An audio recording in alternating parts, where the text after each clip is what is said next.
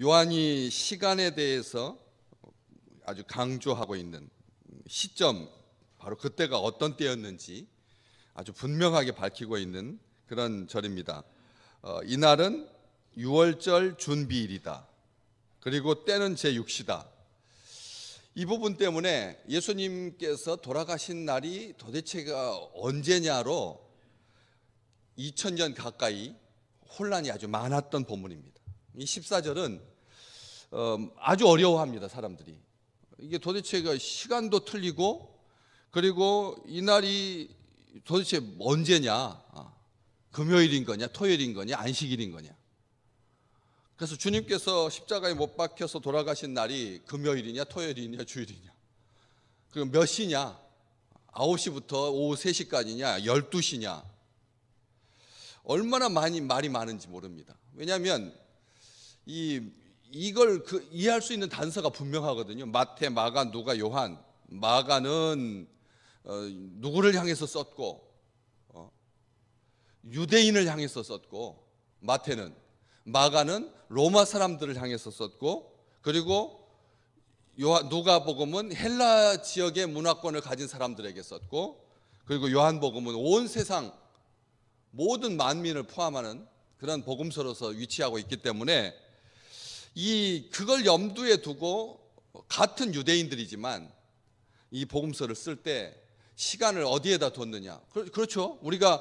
우리 일본하고 우리나라도 1시간 차이인데 누가 기준이냐는 거죠. 일본이 기준이냐, 한국이 기준이냐, 이것에 따라서. 그래가지고 얼마 전에 평양 시간, 그게 기준이다, 이렇게 말할 만큼 1시간 차이여도 굉장히 민감한 문제입니다. 왜냐하면 자기 민족, 자기 중심이니까.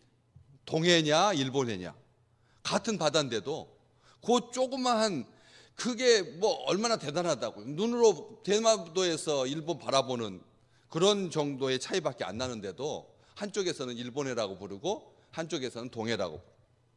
그러니까 이제는 그렇게 부르지 말자.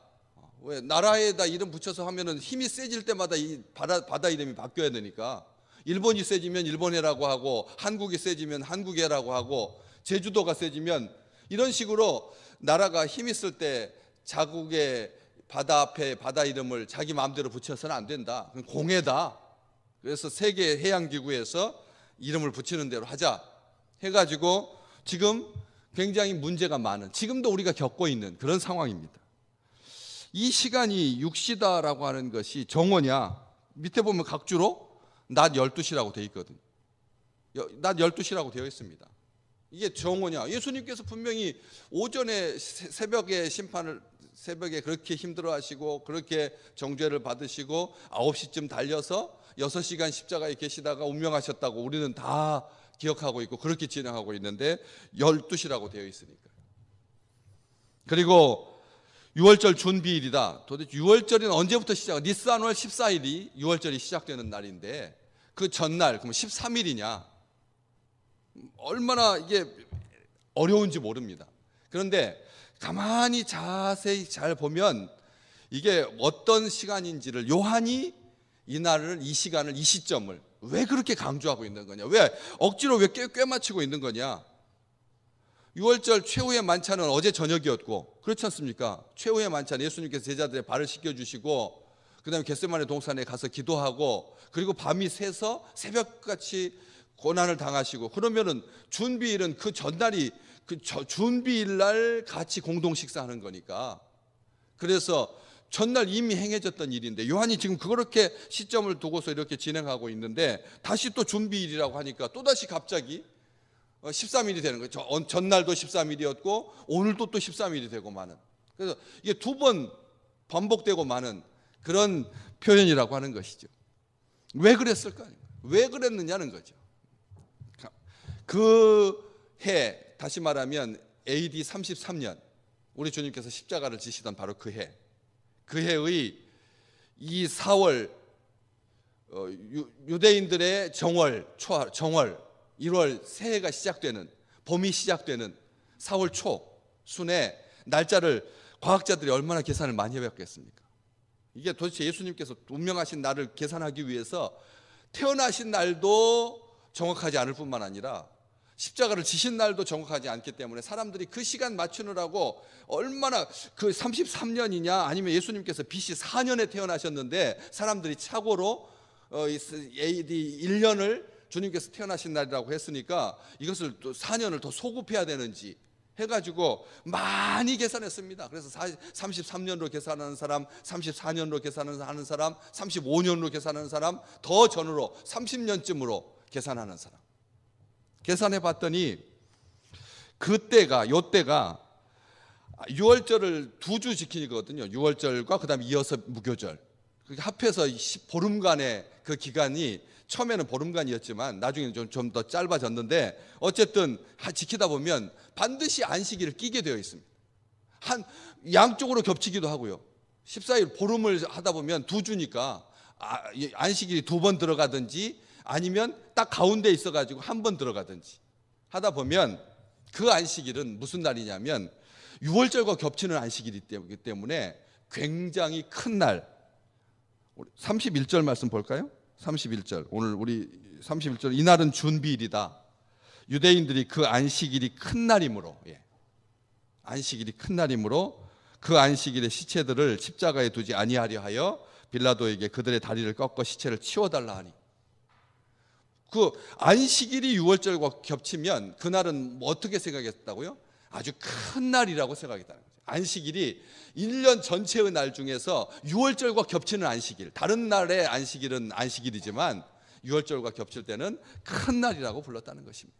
그래서 큰 날을 준비하는 날, 안식일의 전제, 유월절을 준비하는 날은 니산월 14일 13일이겠지만 유월절 속에 들어있는 안식일을 준비하는 날이라는 겁니다.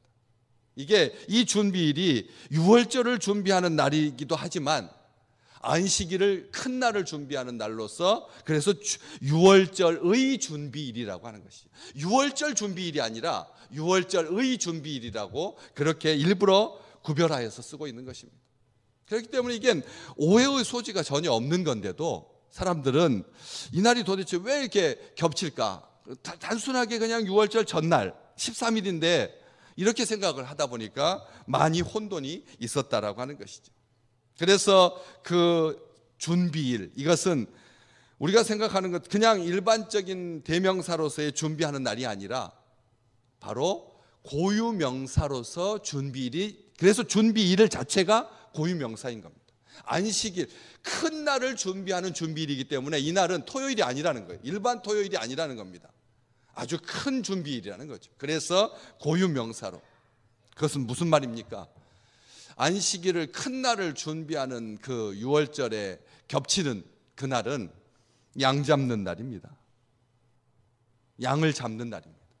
유월절 음식을 준비하는 날이기도 하면서 양을 잡는 날이고, 그래서 그날은 하나님의 구속사적인 시간이 완성되는, 성취되는 참으로 귀한 날인 것입니다. 이 세상에 사람이 그냥 모든 슈퍼컴퓨터를 다 동원해서 그 날을 딱 잡을 수 있는, 그 날은 슈퍼컴퓨터를 다 동원해도 겹칠 수 없는, 그렇게 맞을 수 없는 완전한 1년 된 흠없는 어린 양을 잡는, 바로 예언이 성취되는, 그 구약 때부터 그렇게 주님께서, 하나님께서 예언해 주셨던 양 잡는 날이 바로 그 날이라는 거죠. 그날 우리 주님께서 죽으신 것입니다. 그날 우리 주님께서 십자가에 달리신 것입니다. 그렇기 때문에 혼돈하지 마라, 오해하지 마라. 너희의 메시아가 너희의 죄를 대신 지고 죽는 날이다. 요한은 그날을 잊을 수가 없었습니다. 어떻게 잊겠습니까? 이 복음서를 쓸 때 반모섬에서 유배되어 가지고 이미 80이 다 넘는 그 나이에도 그날은 마치 어제인 것처럼 아주 선명했고 너무나 분명했습니다. 우리의 구세주이신 하나님의 아들 예수 그리스도께서 나를 대신하여서 죽으신 날인데 어떻게 잊을 수가 있겠습니까? 개인 가정에 아버지 어머니 추도일 날도 30년이 지나도 그 날을 지키는데 하물며 하나님의 아들이 나를 위해서 대신 죽으신 그 날을 어찌 잊을 수가 있겠습니까? 그래서 시간도 정확하고요. 그래서 이 6시라고 하는 것은 이 로마 시간에 따져서 봤을 때 로마 시간표로 봤을 때 예수님께서 사형 확정을 받으시고 십자가에 돌아가시기 위해서 출발하는 아침 이른 시간을 말하고 있는 것입니다. 낮 12시다. 요한복음에 나오는 이 제6시라고 하는 것이 요한복음 4장에도 수가성 우물가에 그 여인을 만났던 때가 제6시거든. 근데 거기에 제6시는 저녁 6시입니다. 왜냐하면 점심때는 이스라엘 사람들이 밥을 안 먹습니다. 그래서 아침 저녁으로 두 끼 먹습니다. 그렇기 때문에 제자들이 주님의 식사를 준비하기 위해서 마을로 들어갔던 시간은 저녁 식사를 준비하기 위해서 갔던 시간, 사람들의 눈을 피해서. 아침 6시는 사람들이 깨어나가지고 분주하게 아침 준비하느라고 물 길러 가기도 하고 하는, 낮에는 사람들이 돌아다닐 수 없으니까 뜨거워서. 그래서 제6시는 아침 6시간이거든지 오후 6시인데 바로 요한복음 4장에 기록되는 6시는 그 저녁 식사를 준비하는 그런 시간대라는 거죠. 그래서 요한은 세상의 모든 사람들이 알 수 있도록, 로마 제국이 그 당시에 세계였으니까, 그래서 그 사람들의 시간에 맞춰서 기록하고 있는 것이죠. 그렇게 시간을 정확하게 우리 주님께서 메시아이다라고 하는 것을 확정해 주고 있는데, 빌라도가 그 시간대 뭐라고 말하냐면 너희 왕이다라고 말하고 있다. 보라, 너희의 왕이다. 이 말 조롱하고 조소하고 비난하기 위해서 한 말입니다. 보라, 니네 왕을 보라, 이 말이거든요. 너희들이 그렇게 며칠 전에는 마치 온 세상의 구세주인 것처럼 소리 지르면서 환호하면서 종려나무까지 꺾어가지고 겉옷을 밑에다 깔면서 그 볼품없는 왕이었음에도 불구하고 그렇게 환호하더니 몇 날이나 지났다고 이제는 강도보다 못한 자로, 죽을 죄인으로 십자가에 못 박으라고 하느냐. 그때 너희들이 막 폭동을 일으킬 듯이 소리 지르는 바람에 우리 로마의 군병들이 잠도 자지 못하고 긴장하고 5분 대기하고 하지 않았느냐, 귀찮게 하지 않았느냐. 그런데 지금 이제 와서 이 얼마나 완악한 짓이냐, 우스운 꼴이냐, 너희 왕을 보라, 이렇게 말하고 있는 것입니다. 이 속에는 보라 너희 왕이다라고 하는 말이 이스라엘 유대인들을 향한 조소의 그런 표현이었지만, 결과적으로 봤을 때는 그게 진리가 되고 맙니다. 진리가 되고 마는 거죠. 빌라도의 입술을 통해서 보아라 너희 왕이다 라고 하는 이 말이 총독의 입을 통해서 선포되는, 그 앞에 예수를 옆에다 세워놓고 이 사람을 보라 했던 에케 호모라고 하는 말과 함께 보라 너희 왕이로다, 이 말은 로마의 질서가 보여주는, 로마의 힘이 보여주는 예수 그리스도에 대한 비난과 조소로부터 시작했으나 하나님께서 그것을 틀으셔서 하나님의 아들이심을, 세상의 구주이심을, 만왕의 왕이심을 선언한 것이 되었다라고 하는 것이죠. 소리질러서 없이 하소서, 그를 십자가에 못 박게 하소서. 처음에는 십자가에 못 박으소서라고 했습니다. 우리는 죽일 수 없으니까 당신이 당신의 힘과 당신의 체제를, 당신의 시스템을 통해서 이 사람을 못 박으소서 했던 사람들이 소리질러서 없이 하라고, 없애버리소서, 이 말. 여러분, 이것은 로마의 황제를 역사에서 지울 때 쓰던 말. 없이 하소서라고 하는 말은 한 사람의 인격을, 흔적을 이 지구상에서 흔적도 없이 도말하다라고 하는 그 말과 같은 말입니다. 얼마나 완악하고 얼마나 강팍한 말인지 모릅니다. 그렇게 필사적으로 완악한 그런 사람들의 모습, 십자가에 못 박게 하소서. 이제는 박으소서도 아니고 우리가 이제 직접 말만 하소서, 우리가 죽일 테니까 라고 하는 식으로, 가이사 외에는 왕이 없나이다. 대제사장들이 대답하되 가이사 외에는 우리에게 왕이 없나이다. 이건 공식적인 말입니다. 요한이 기록한 말입니다. 하나님의 법정에서 영원토록 그들 제사장들에게 유죄가 선언될 수밖에 없는 증거이고 근거입니다. 한국 사람인 우리가 이 본문 말씀을 통해서 그때 가야바와 그 다음에 안나스를 포함한 그 대제사장 그룹이 이런 말을 했구나. 가이사가 밖에는 우리에게 왕이 없나이다. 유대인들도 기억해야 될 말이고 믿음의 모든 백성들도 영원토록 기억한 말입니다. 창피한 말이고 부끄러운 말이고 종교적인 기득권을 가지고 힘 있는 자리에 있으면서 일반 백성들, 선량한 사람들을 왕이신 하나님 앞에 이끌어야 할 사람들이 가이사를 왕이라고 말합니다. 독립의 정신을 가지고 건강한 정신을 가지고 있다면 입에 담을 수 없는 쌍스러운 말이고 속된 말이고 저주스러운 말이고 얄팍한 말이고 그리고 얼마나 허망한 말입니까? 이 세상에 왕을 자처하는 것들이 얼마나 많은지 모릅니다. 지금도 이제 백신이 왕입니다. 치료제가 왕입니다. 백신을 맞으면 무료 요건을 준다고 합니다. 이제 녹색 그 요건을 받으면 비자를 발급받지 않고도 여행을 떠날 수가 있게 되었습니다. 그러면 백신 주사 맞은 사람이 왕인 것이죠. 옛날에는 얼마나 까탈스럽게 굴었는데 이제 전체 세수의 10%가 관광에 달려있는 유럽의 여러 나라들이 백신 주사 맞은 여권을 가지고 오면 비자 발급도 받지 않고 자국 내로 들어올 수 있게 한다니요. 완전한 왕인 거죠.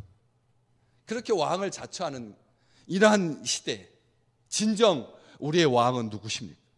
오늘 우리를 통치하시고 우리를 소유하시고 우리를 다스리시고 우리에게 힘 주시고 우리에게 능력을 더하시고 우리를 기뻐하시고 우리를 잠잠히 사랑하시는 우리를 노래하시는 우리를 흠없게 하시고 보좌에 앉게 하시는 분은 우리 주 아버지 하나님 밖에 없는 줄 믿습니다. 우리 하나님께서 왕이십니다. 그래서 고린도전서 12장 3절 누구든지 성령으로 아니하고는 아무도 예수를 주라고 하실 수 없다. 할 수 없다. 예수님을 왕으로 왕으로 고백할 수 있는 것은 성령께서 도와주셔야, 성령께서 힘 주셔야, 성령께서 능력 주셔야 고백할 수 있는 고백 중에 고백이다. 무릎을 꿇고 겸손히 머리 숙여서 우리 하나님, 우리 주 하나님, 우리의 왕이신 하나님 앞에 경배하고 우리 주님께서 왕이심을 우리의 삶 속에서 기쁘게 확인하는 참으로 아름다운 날 되시기를 주의 이름으로 축복합니다.